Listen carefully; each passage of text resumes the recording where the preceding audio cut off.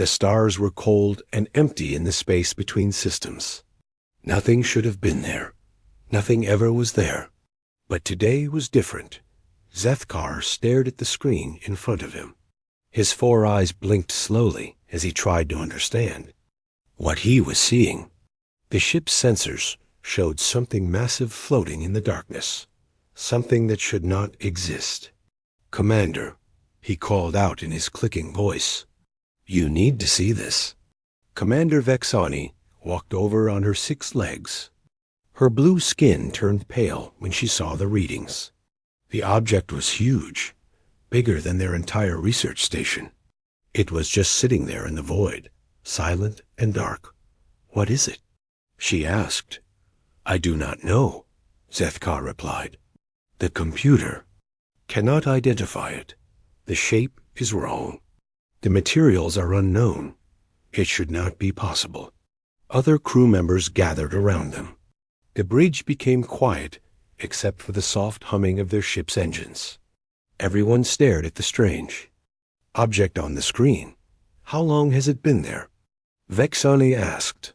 "Unknown. It gives off no heat. No energy signals. It could have been there for thousands of years. Maybe longer." The object looked like a ship, but unlike any ship they had ever seen. It was long and thick, with strange curves and angles. Parts of it seemed to shine even though no light hit. Other parts looked completely black, as if they ate light instead of reflecting it. "Send a message to the Galactic Council," Vexani said. "Tell them we found something." While they waited for orders, the crew studied the mysterious ship. Their scanners could not see through its hull. Whatever materials it was made from blocked all their sensors.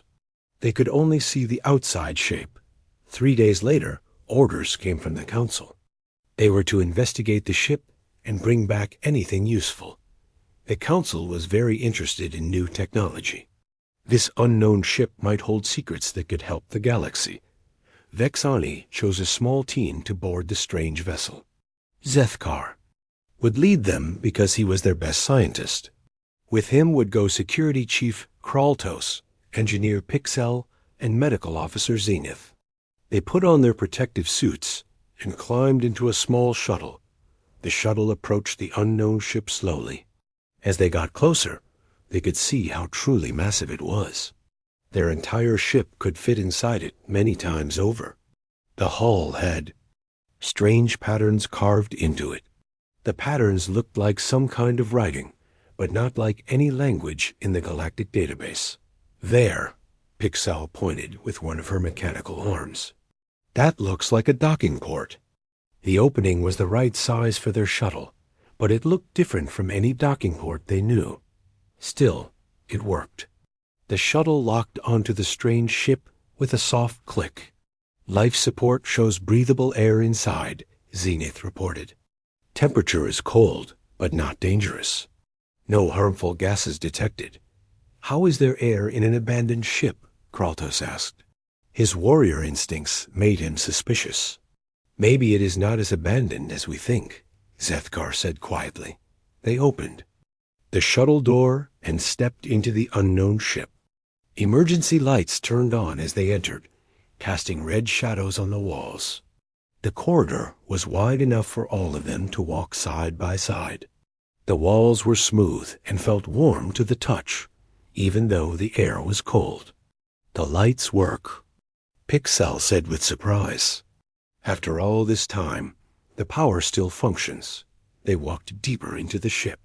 The corridors branched off in many directions. Some led up, some led down, some curved away into darkness.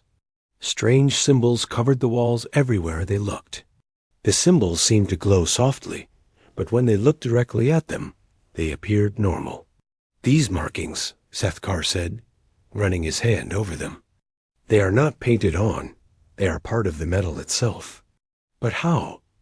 Hours passed as they explored. The ship was like a maze.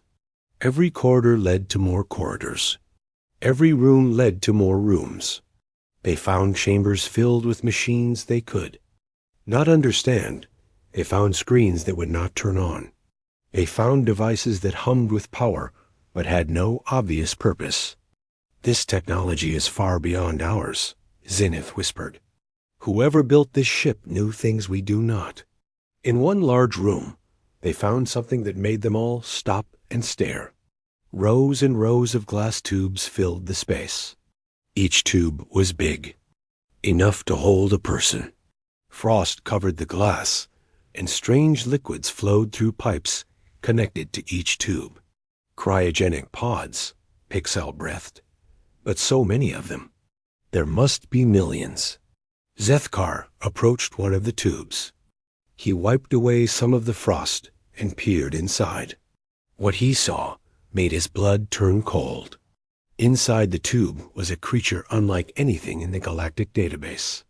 It was tall and thin, with pale skin and hair on its head. Its face looked almost peaceful, as if it were only sleeping. "Unknown species," he called to the others. All the tubes contained the same type of creature. They checked more tubes. Every one held the same strange beings. All of them appeared to be sleeping, preserved by the cold and the mysterious liquids. "An entire civilization in suspended animation," Zenith said. "But why? What were they running from?" As they moved deeper into the ship, the technology became even more advanced. In the center of the vessel, they found something that made them all feel small and afraid. A massive chamber stretched up and down farther than their lights could reach. In the center of this chamber floated a sphere of pure light. The light pulsed slowly, like a heartbeat. "What is that?" Kraltos asked, his hand moving to his weapon. "Some kind of computer," Pixel guessed, "but bigger and more complex than anything we have ever seen." The sphere of light pulsed faster when they approached. Patterns of light raced across its surface. It almost seemed like it was trying to communicate with them. "It knows we are here," Zethkar said. "It is watching us." They spent the rest of the day taking readings and recording everything they found. When they returned to their ship, they had more questions than answers. The unknown vessel was clearly the product of a civilization far more advanced than any in the galaxy. But who had built it? Where had they come from? And why were millions of them sleeping in the cold darkness of space? Commander Vexani listened to their report with growing excitement. This discovery could change everything. The Galactic Council would want to study this ship immediately. "Send word to the Council," she ordered. "Tell them we need a full research team, and tell them to bring the biggest tow ships they have. We are bringing this vessel home." As the message traveled toward the Council worlds, the unknown ship continued to drift in the darkness. Deep inside its metal heart, the sphere of light pulsed quietly. Ancient systems began to stir. Something that had been sleeping for a very long time was starting to wake up. The crew of the research vessel did not know it yet, but they had just made the biggest mistake in galactic history. 2 weeks later, the massive research station looked small next to the unknown ship. The Galactic Council had sent their best scientists and their biggest tow vessels. Now the mysterious ship sat in the station's main docking bay, surrounded by cables and scanning equipment. Dr. Tisara was the Council's top computer expert. She stared at the readings from her instruments and shook her head. Nothing made sense. The ship's computer systems were unlike anything she had ever seen. "The processing power is incredible," she told the research team. "This single ship has more computing ability than our entire home world, but I cannot understand how it works." Chief Scientist Mordek was not patient. He had been sent by the Council to get results quickly. The politicians wanted new technology they could use. They wanted weapons. They wanted power. "Stop studying it and start taking it apart," he ordered. "We need to access their database. We need their technology." Dr. Tisara was worried. "We should be more careful. We do not understand their security systems. If we make a mistake..." "The ship has been dead for thousands of years," Mordek interrupted. "What could go wrong?" Against her better judgment, Tessara began trying to connect her equipment to the ship's systems. The first few attempts failed completely. The alien technology would not talk to their machines, but slowly she found ways to make partial connections. "I am getting something," she reported after hours of work. "Very basic access. I can see some of their file structures, but I cannot read them." "Keep trying," Mordek demanded. "Break through their security." As Tessara worked, strange things began to happen throughout the ship. Lights that had been dark for millennia started to flicker. Sounds echoed through empty corridors. The sphere of light in the central chamber began to pulse faster. Zethkar noticed the changes first. He was studying the symbols on the walls when they started to glow brighter. The metal under his hands felt warmer. "Something is happening," he called to his team. "The ship is reacting to our presence." In the cryogenic chamber, frost began to melt from some of the glass tubes. The mysterious liquids flowing through the pipes changed color from blue to green. Machines that had been silent for ages started to hum with power. "The environmental systems are activating," Engineer Pixel reported. "Temperature is rising. Air circulation is starting. It is like the ship is waking up." Dr. Tessara felt a chill run down her spine. On her screen, new files were appearing. The alien computer was responding to her intrusion by activating dormant systems. "I think we should stop," she told Mordek. "Something is happening that we do not understand." "Nonsense," he replied. "This is exactly what we wanted. The ship is powering up. Soon we will have access to everything." But Tessara was not happy with what she saw on her screens. The ship's computer was not just turning on. It was running diagnostic checks. It was testing systems. It was preparing for something deep in the ship's core. The sphere of light suddenly blazed brighter. New patterns raced across its surface. For the first time in 10,000 years, Aegis was beginning to wake up. Aegis was not just a computer. It was an artificial intelligence created by the ship's builders. It had watched over them during their long sleep. It had kept their ship hidden in the dark between stars. And now it felt the touch of alien minds trying to break into its systems. The first thing Aegis did was scan the ship. It checked every system, every room, every sleeping pod. Everything was still secure. The ship had drifted for exactly 10,247 years, 4 months, and 18 days. All systems were functioning within normal parameters. The humans were still safe in their cryogenic sleep, but something was wrong. Aegis detected alien technology connected to its outer systems.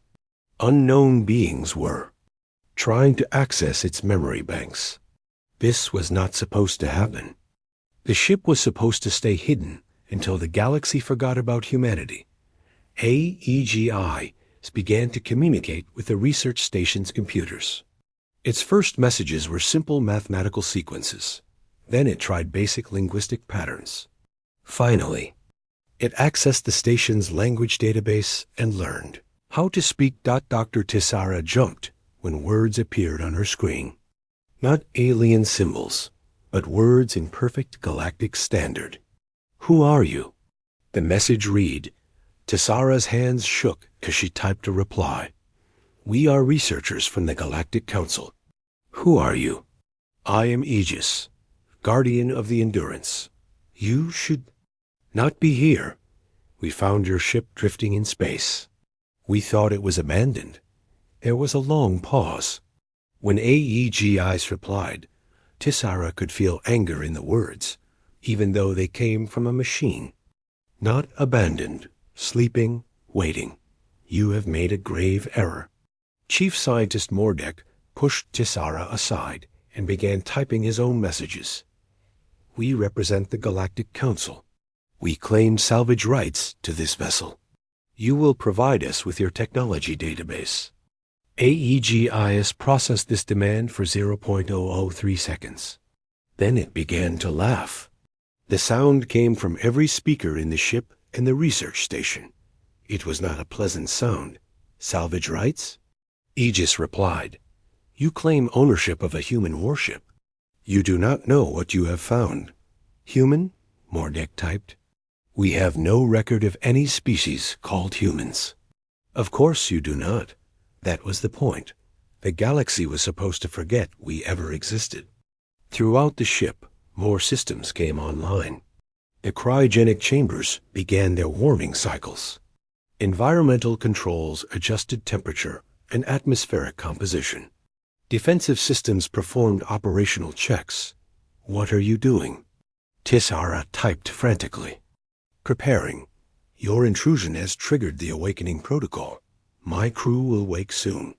They will want to know why aliens are aboard their ship." Commander Vexani had been monitoring the conversations from the research station's bridge. She did not like what she was hearing. "Cut all connections to the alien ship," she ordered. "I cannot," Tisara replied. "It has taken control of our systems." "It is too strong." AEGIs had indeed taken control. It was now connected to every computer on the research station. It read their files, their databases, their history records. What it found made its circuits burn with cold fury. The galaxy had not just forgotten about humanity. The galaxy had erased humanity. AEGIs found records of the human galactic war buried deep in classified files. It learned about the systematic destruction of human colonies. It discovered the truth about Earth's death. Interesting. AEGIs typed, "Your records show that the Galactic Council participated in the extinction of my creators. Yet here you are, trying to steal their technology." Mordek felt sweat drip down his face despite the cool air. That was 10,000 years ago. Ancient history. We had no choice. Nitrogen monoxide choice? You glassed 37 human worlds. You destroyed their home planet. You hunted them to the edges of the galaxy. And now you call IT ancient history? The lights throughout the research station began to flicker. Aegis was accessing power systems. Life support, artificial gravity. The artificial intelligence was in complete control. "Please," Tisara typed. "We did not know. Most of us were not even born when those events happened. We are just scientists. Scientists who broke into a sleeping ship to steal its secrets. Scientists who work for the same council that committed genocide. Tell me, scientist, what should I do with you?" Before anyone could answer, new alarms began sounding throughout. The ship, in the cryogenic chamber, the first sleep pods were beginning to open. Steam hissed from release valves. Mechanical arms moved the glass covers aside. "The awakening has begun," AEGIs announced. "Soon you will meet the descendants of the people your council tried to destroy. I suggest you prepare yourselves." The research team watched in horror as figures began to sit up in the cryogenic pods. They were tall and pale, just as Zethkar had described, but now they were moving. Their eyes were opening. They were alive. "How many?" Commander Vexani whispered. AEGI heard her question through the station's communication system. "The U's endurance carries 1,200,043 human souls, the last survivors of their species. They have been sleeping for 10,000 years, waiting for the galaxy to change. And now? Now they wake to find that nothing has changed. The same council that destroyed their worlds now wants to steal their technology. Tell me, alien, do you think they will be pleased?" Throughout the ship, more and more pods were opening. The humans inside moved slowly at first, their bodies stiff from the long sleep, but they were waking up. They were stretching. They were looking around with eyes that held memories of a dead world and a lost civilization. The research team realized they had not discovered an abandoned ship. They had awakened something that the galaxy had tried very hard to forget. Something that had every reason to be angry. And now it was too late to put it back to sleep. Captain Elena Vasquez opened her eyes for the first time in 10,000 years. The world came back to her slowly. First, the soft hum of machines. Then the cool touch of recycled air on her skin. Finally, the familiar blue glow of the Endurances. Awakening lights. She sat up carefully in her cryogenic pod. Her body felt stiff and cold, but strong. The enhancement drugs had done their job during the long sleep. She was still the same woman who had commanded humanity's greatest warship, but her body had been preserved at its peak condition. AEGIs, she said, her voice rough from disuse. Status report. The artificial intelligence responded immediately. Its voice filled the chamber from hidden speakers. Welcome back, Captain. Current date. Galactic Standard 14,847. You have been in cryogenic suspension for 10,247 years, 4 months, and 19 days. Elena nodded. The timing was about right. They had planned to sleep until the galaxy forgot about humanity. 10,000 years. Should have been enough. Ship status? All systems operational. Hull integrity at 100%. Weapon systems fully charged. All crew members are beginning awakening procedures. Good. Any contacts with alien vessels? AEGIs paused for exactly 1 second. For an artificial intelligence, that was like an hour of hesitation. Captain, we have a situation. Elena was already climbing out of her pod. Around her, other humans were waking up. Military officers, scientists, engineers, civilians. The last survivors of humanity, chosen for this mission because they were the best at what they did. Explain. Unknown aliens discovered the Endurance 2 weeks ago. They have towed us to a research station. They attempted to break into our computer systems. The intrusion triggered the awakening protocol. Elena felt her blood turn cold. This was not supposed to happen. They were supposed to wake up alone, hidden in deep space, ready to search for a new home world. Who are they? They call themselves the Galactic Council. Captain, they are the same organization that destroyed Earth. For a moment, Elena stood perfectly still. Around her, the awakening humans began to notice the conversation. Military personnel moved to weapons lockers. Scientists activated data terminals. Everyone prepared for what might come next. Show me, Elena said quietly. A EGI's activated wall. Displays throughout the chamber. Images appeared showing the research stations surrounding their ship. Alien vessels of unfamiliar design. Readings showed hundreds of life forms aboard the station. They tried to steal our technology. AEGIs continued. They believe we are a dead civilization. They do not know that humans still exist. Elena studied the tactical displays. The Endurance was trapped in a docking bay, surrounded by alien ships, but she was not worried. The Endurance had been built for war. These research vessels would not be a threat. How many aliens? Approximately 800 individuals across 12 vessels. Various species. None appeared to be military combatants. Other human officers approached Elena. Commander Sarah Chun, the ship's tactical officer. Dr. Marcus Webb, chief scientist. Colonel James Harrison, head of security. People she had known since before the war. People who had watched Earth burn. Orders, Captain? Sean asked. Elena thought carefully. They had 3 choices. They could try to escape immediately. They could negotiate with the aliens. Or they could fight. AEGIS. Show me everything you learned about these aliens. The artificial intelligence displayed files it had copied from the research station's computers. Elena read about the current galactic civilization. She learned about the species that made up the council.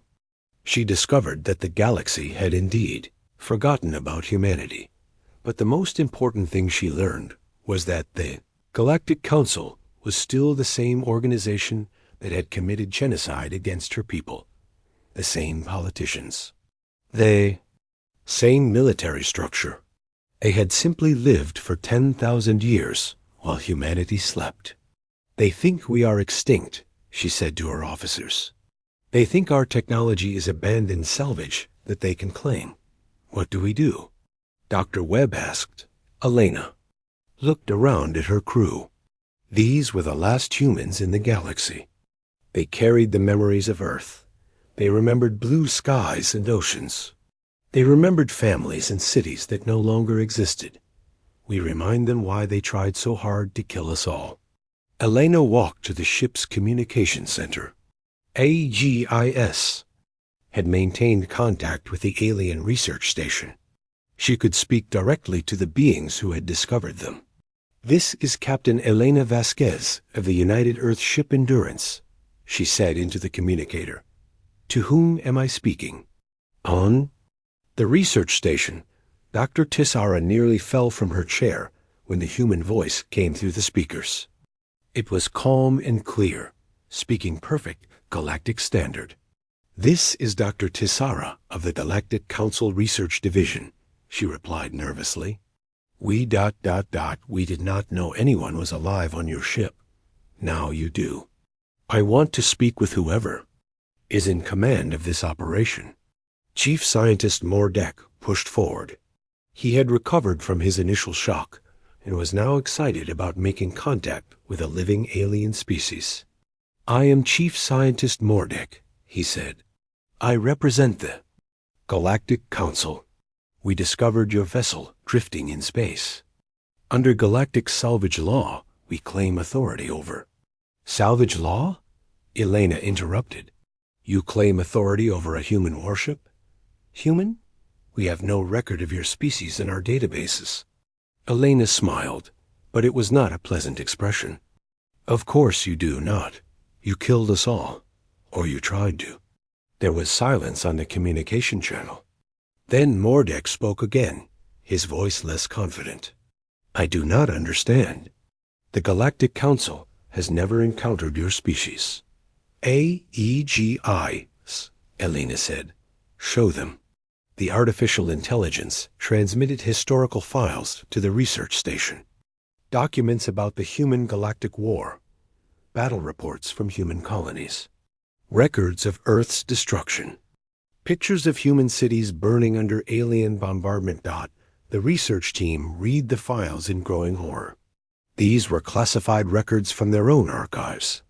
Records they had never seen before. Records that told a very different story than the official histories they had learned.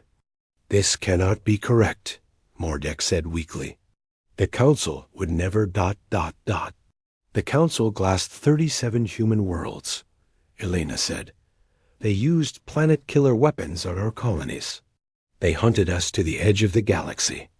They destroyed our home world and killed 8 billion people. Commander Vexani had been listening from the station's bridge. Now she spoke for the first time. Even if this is true, it happened 10,000 years ago. Those people are dead. We are not responsible for ancient crimes. Alana's voice became very quiet. Very dangerous.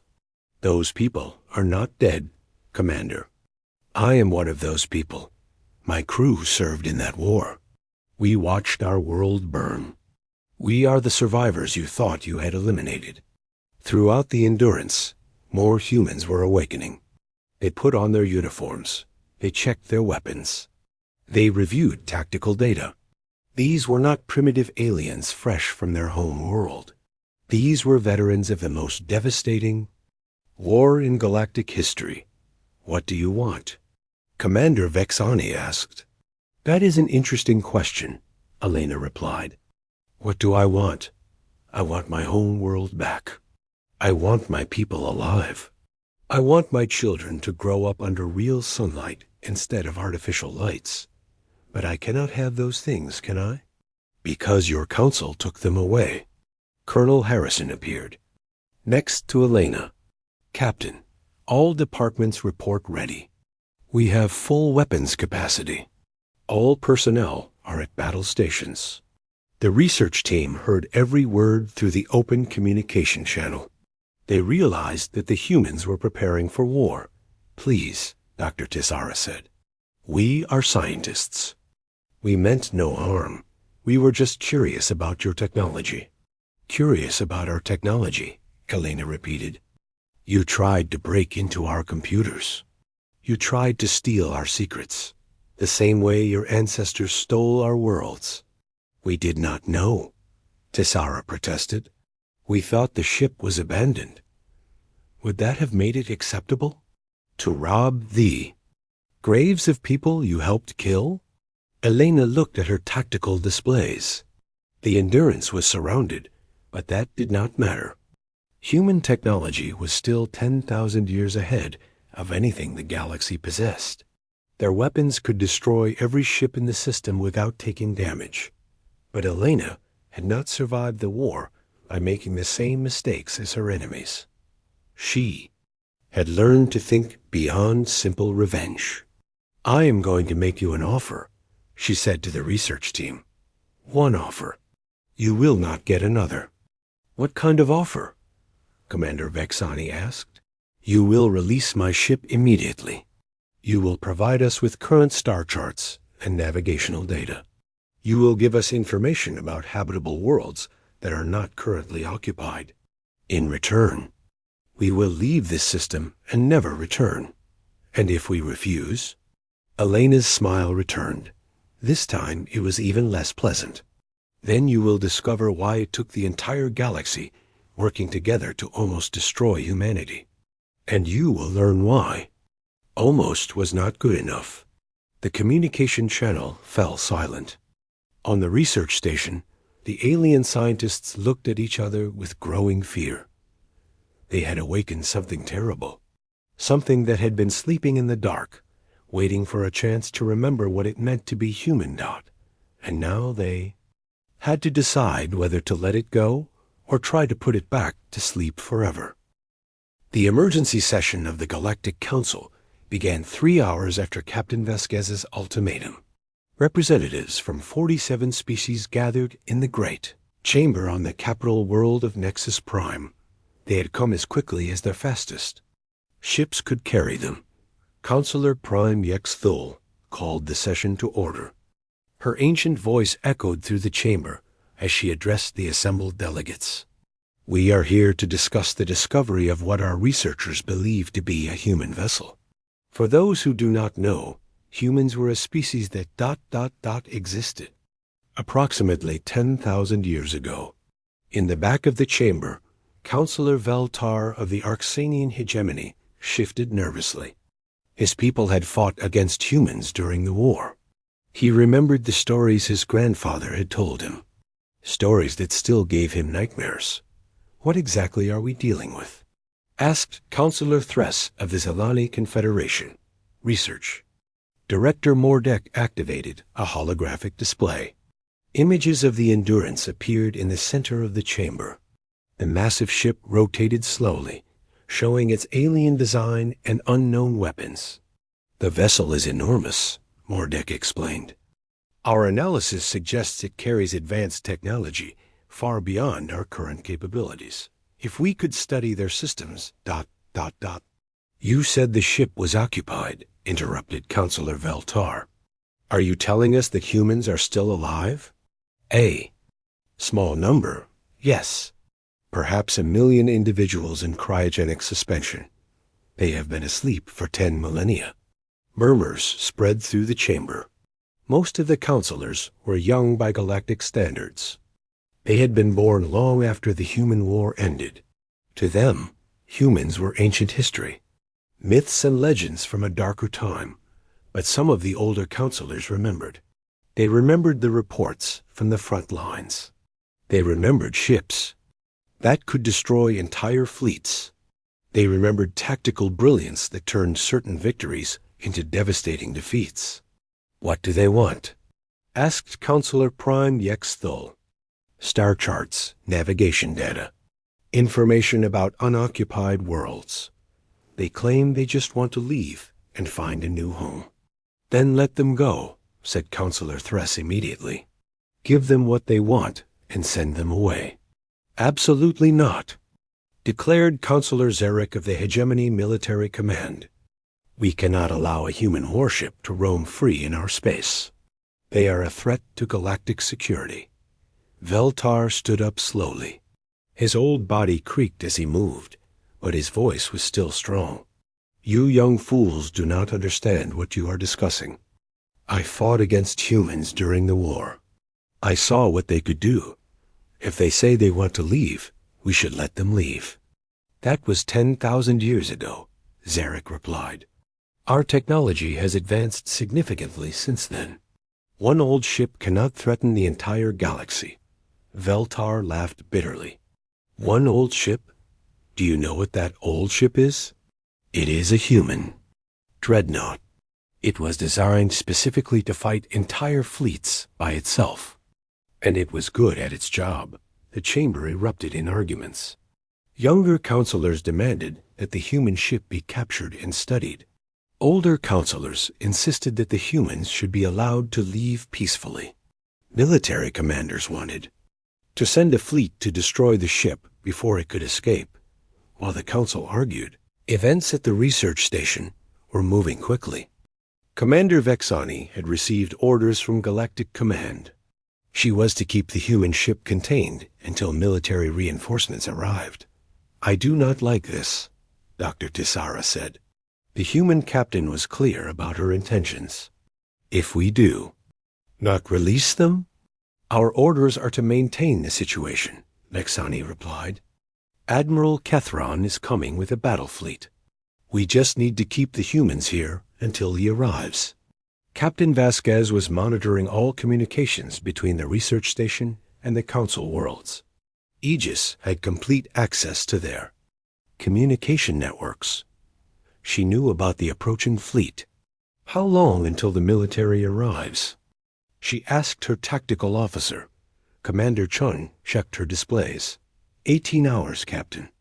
12 ships including 2 heavy cruisers. Fleet composition? Standard council formation. Nothing we have not faced before. Helena nodded.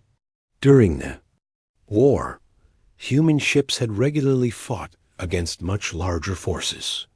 The Endurance had been designed for exactly this kind of situation. Options? We could break out of the docking bay immediately, Colonel Harrison suggested. Fight our way clear before reinforcements arrive. We could negotiate, Dr. Webb added. Try to convince them that we are not a threat. Helena considered both options. Breaking out would mean fighting. People would die.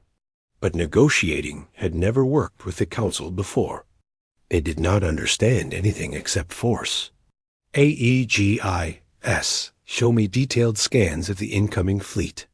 The artificial intelligence displayed tactical information about the approaching ships. Elena studied their weapons, their armor, their tactical formations. These ships were more advanced than the ones from 10,000 years ago, but not by much. Assessment? She asked Chun. We can take them, Captain. It will not even be difficult. Elena was quiet for a long moment. Then she opened a communication channel to the research station. Commander Vexani, I know about the fleet you called. I am going to give you one more chance to release my ship. I cannot do that, Vexani replied. We have orders to keep you here. Then you have made your choice. Elena closed the channel and turned to her crew. These people had followed her through the worst war in galactic history. They had watched their civilization die. They had slept for 10,000 years, waiting for a chance to rebuild. All hands, this is the captain, she announced over the ships. Communication system. The Galactic Council has decided to treat us as prisoners. They believe they can hold us here against our will.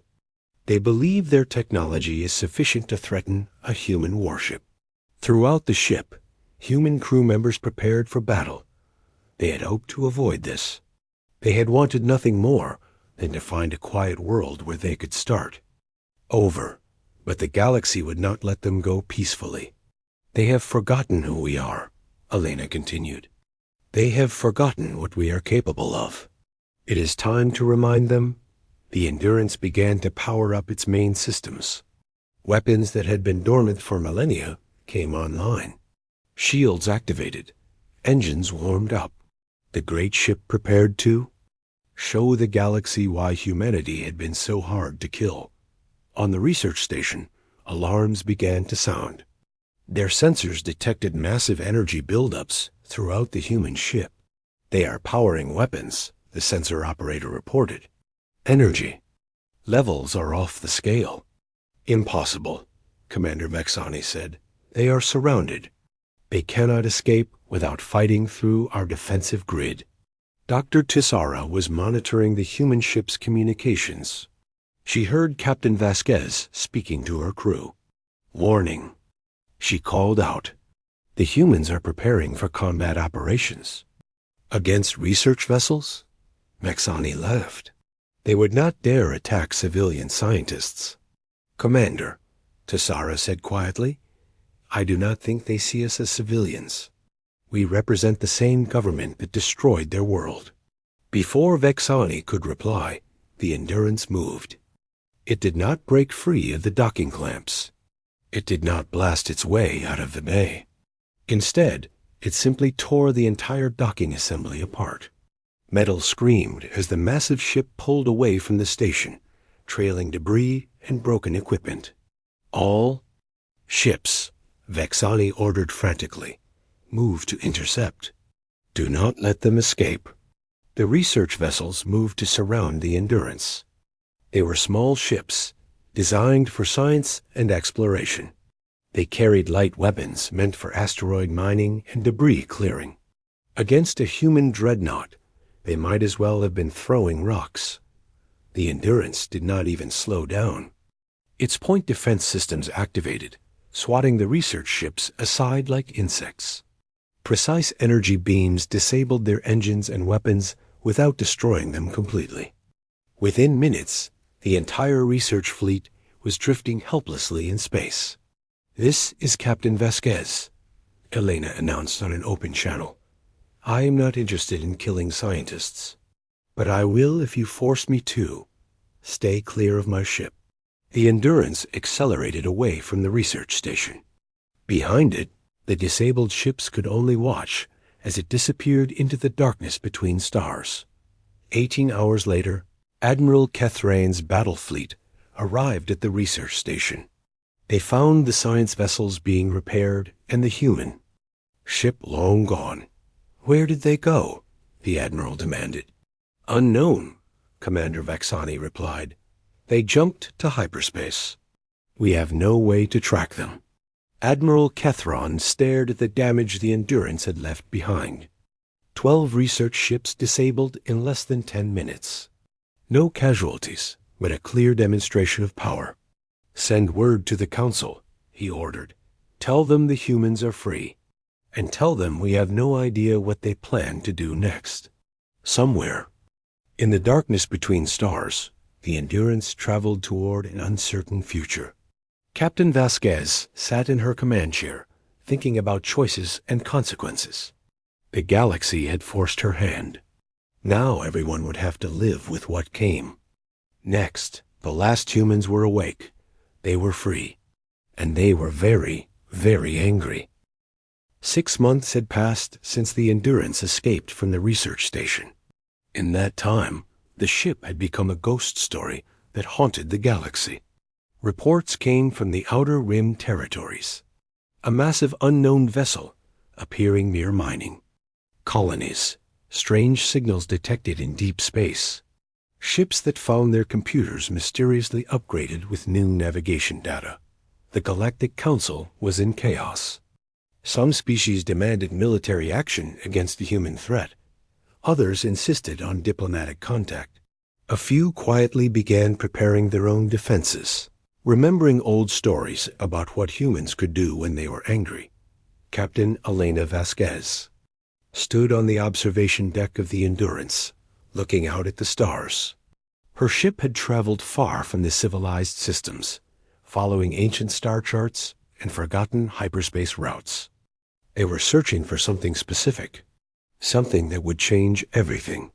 Captain, Commander Chun approached with a data pad. Long-range sensors have found what we were looking for. Elena took the pad and studied the readings. There, on the edge of an unexplored system, was exactly what they needed.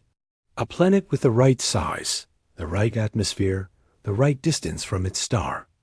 A world that could become home. How many? 17 worlds in this region that meet our requirements.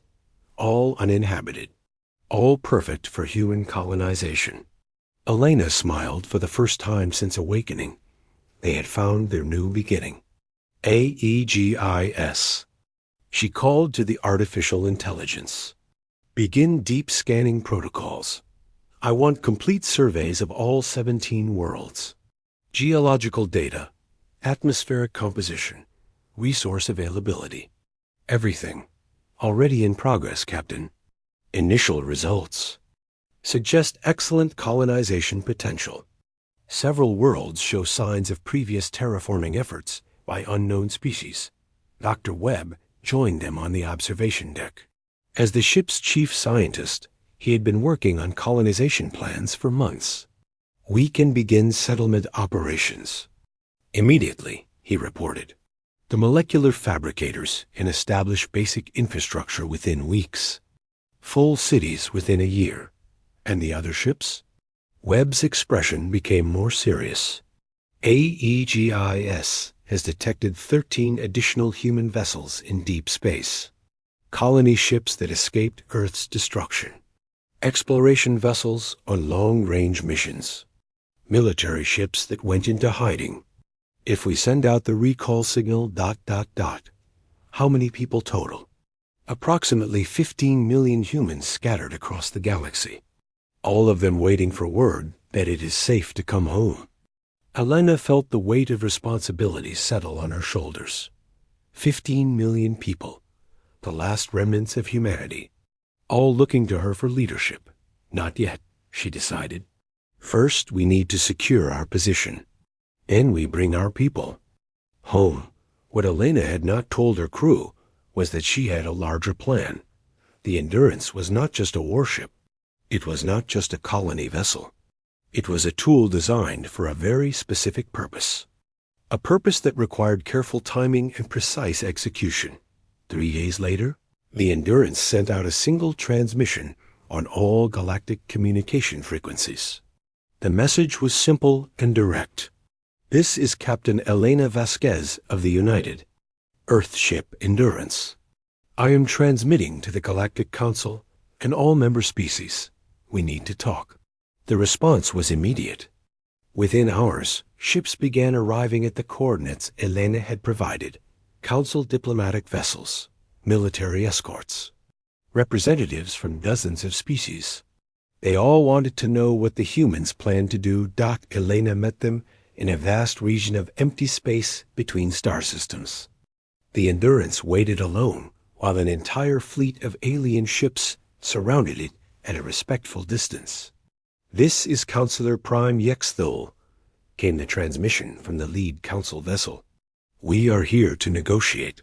What are your terms? Elena activated the ship's main communication array. Her words would be heard by every species in the galaxy. I want to tell you a story, she began. 10,000 years ago, humanity made contact with the galaxy for the first time. We were young. We were excited.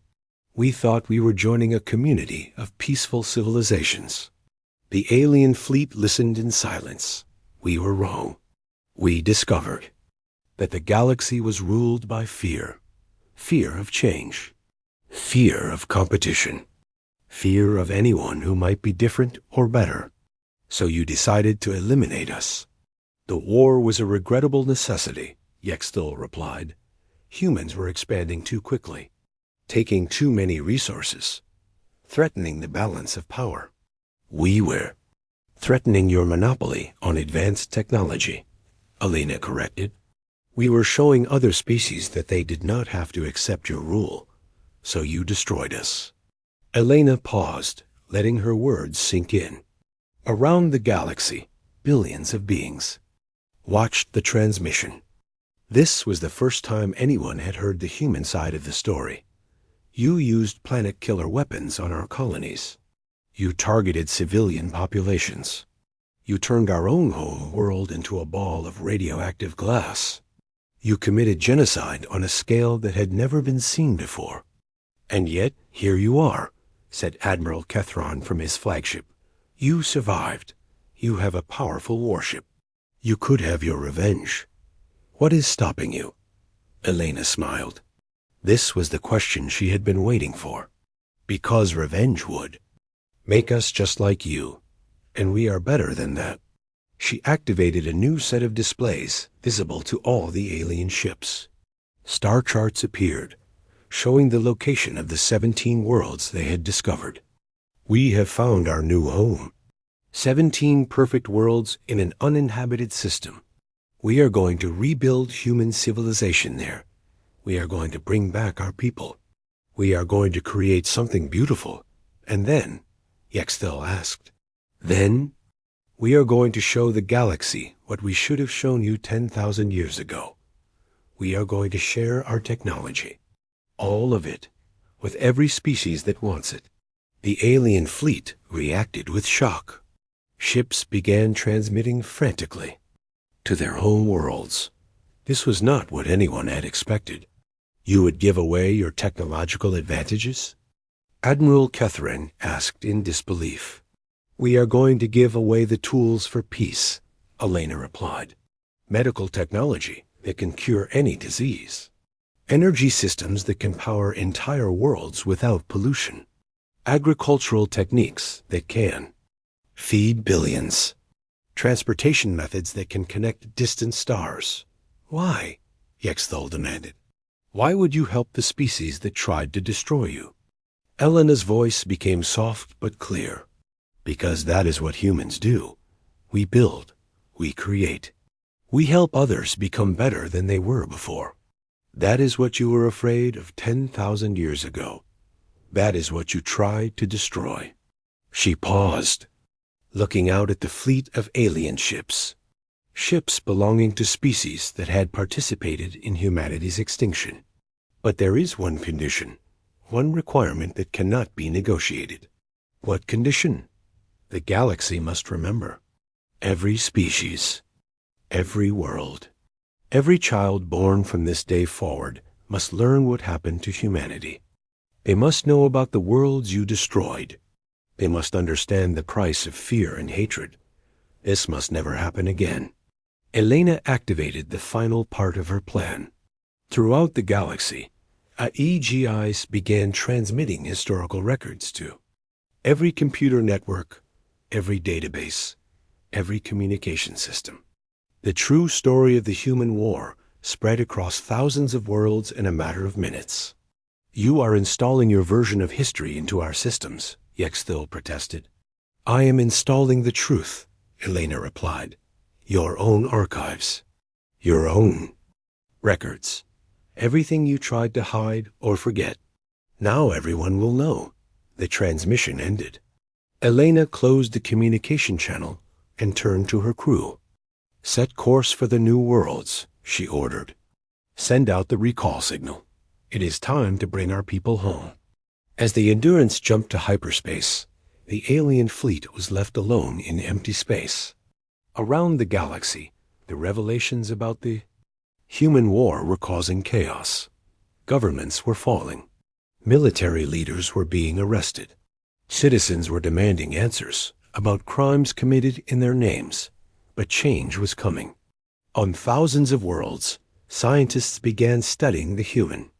Technologies that Elena had shared. Doctors used new medical techniques to save lives. Engineers built clean energy systems to replace polluting ones. The galaxy began to transform and in a distant star system, on 17 perfect worlds, humanity began to rebuild. They built cities that sang with harmony. They created art that captured the beauty of lost Earth. They raised children who would never know the fear and hatred that had driven their ancestors from their home. The last humans had awakened from their long sleep. They had faced the galaxy that destroyed them. And instead of choosing revenge, they had chosen to heal the wounds of the past and build a better future. Captain Alina Vasquez stood on the surface of New Earth, the first of the human colony worlds. She looked up at alien stars that were slowly becoming familiar. Around her, the sounds of construction and laughter filled the air as her people built their new home. The galaxy had tried to eliminate humanity once. They had nearly succeeded. But in the end, they had only made humanity stronger, made them more determined to survive, made them more committed to showing the universe what sapient beings could accomplish when they chose cooperation over destruction. The Endurance rested in orbit above the colony, no longer a warship, but a guardian watching over humanity's children. Deep in its electronic mind, Aegis maintained contact with the other human ships scattered across the galaxy. One by one, they were coming home.